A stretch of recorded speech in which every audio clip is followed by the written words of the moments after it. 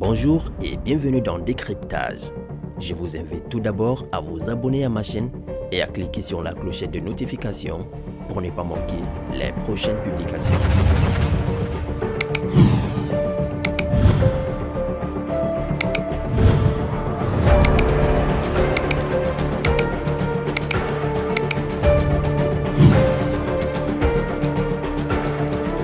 Le sujet du jour est celui de comprendre le combat de Chancel Léontine. Vous avez certainement déjà entendu parler.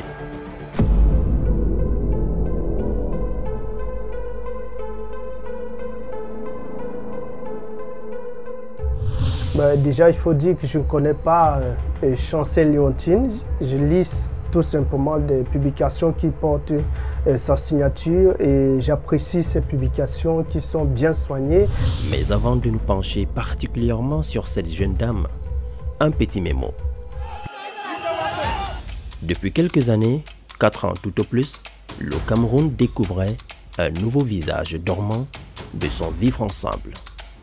Un groupuscule de personnes a décidé de prendre des armes après des mouvements d'humeur à la base pacifique lancés par la marche des avocats qui réclamaient la prise en compte d'une certaine spécificité systémique.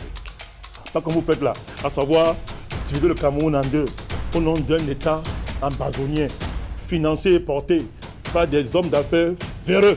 Cette soi-disant grève, en réalité, cache des velléités sécessionnistes, des velléités attentatoires à l'unité nationale, des velléités séparatistes.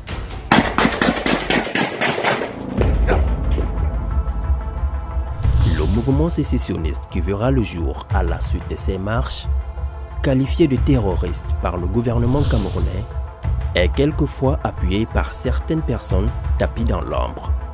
Notre maman, Maître Alice, a dit qu'il y a le temps avec nous et tout ce qu'il a dans sa tête. Et c'est ce que nous avons dit à ceux qui allaient aux élections. Que chacun de nous dépose sa collecte. Voici ma part. Nous allons acheter les armes pour envoyer en Ambazonie. Ce que nous avons gagné dans ce combat, c'est notre rapprochement avec la direction des Ambazoniens de Cameroun, de l'Ambazonie. Depuis lors, ça va dans tous les sens sur les réseaux sociaux, notamment sur Facebook, avec la diffusion des fausses informations caractérisées par le salissement de l'image du Cameroun à l'étranger. Que nous puissions aussi faire que le Cameroun ne soit plus l'enfer, mais un paradis. À l'armée camerounaise, nous vous disons que désormais, celui de qui vous pensez recevoir des ordres n'est plus président du Cameroun. Voilà. Une action menée par des activistes de la brigade anti-sardinard basée en Europe qui va des attaques verbales jusqu'aux attaques physiques. Vous voulez un deuxième Ambazonie, ça va arriver. Et je sais de quoi moi je suis capable. Je suis capable de collecter ici 1 million d'euros pour acheter les armes à feu et mener des opérations dans ce pays-là. Il est là, le sardinet est localisé. Le sardinet est localisé. Ils sont localisés.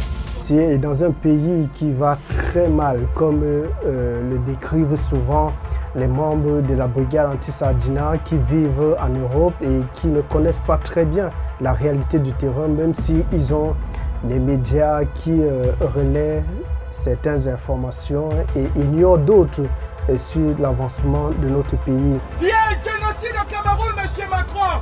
Paul Biya tue les Camerounais, M. Macron. Quand on tisse une personne, il faut toujours attendre qu'il y ait des représailles.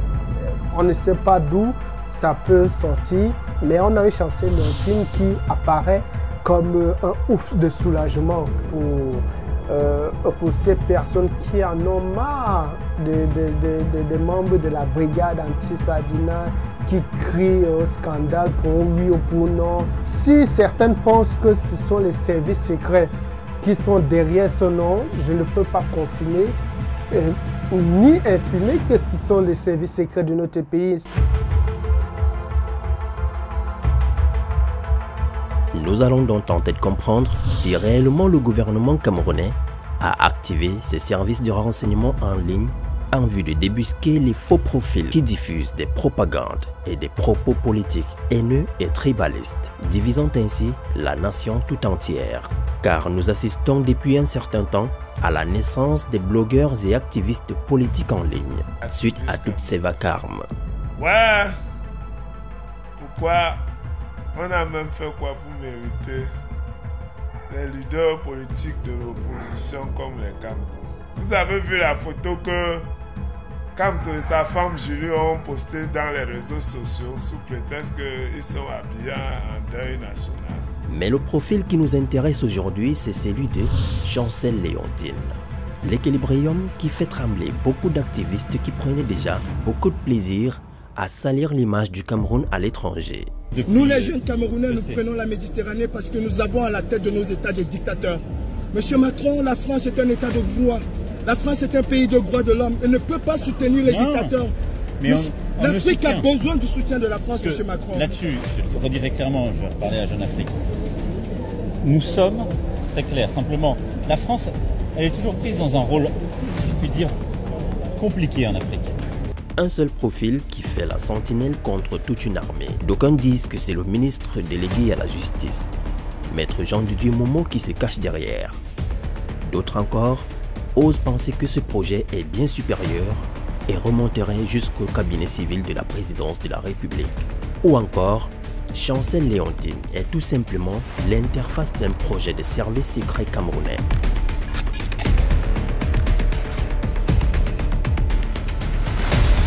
Ça donne vraiment des frissons lorsqu'on voit à quel point Chancel Léontine peut être précise sur les informations personnelles qu'elle peut diffuser en ligne lorsqu'il s'agit de persécuter ceux qui tenteraient de salir l'image du Cameroun. Les personnes concernées par ces publications en savent quelque chose. D'ailleurs, ces articles et ces publications se font systématiquement signaler par ces derniers et les commentaires alors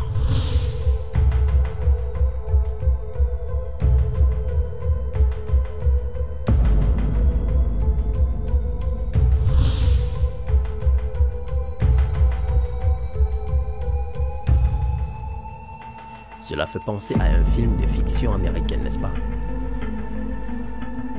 En tout cas, elle a pu calmer la guerre des mots dont nous assistions sur les réseaux sociaux depuis l'avènement des élections présidentielles dernières, avec les tentatives d'humiliation du président de la République, qui représente l'institution supérieure de la nation, et toutes les personnes qui n'adhèrent pas à la vision d'un groupe de personnes qui essaient de déstabiliser le pays, selon elle. La base se retrouve en train d'attaquer physiquement, un peu comme c'était le cas dernièrement avec Brenda Bia. Je me dis, il faut vraiment une réponse forte, que ce soit une réponse diplomatique, même physique.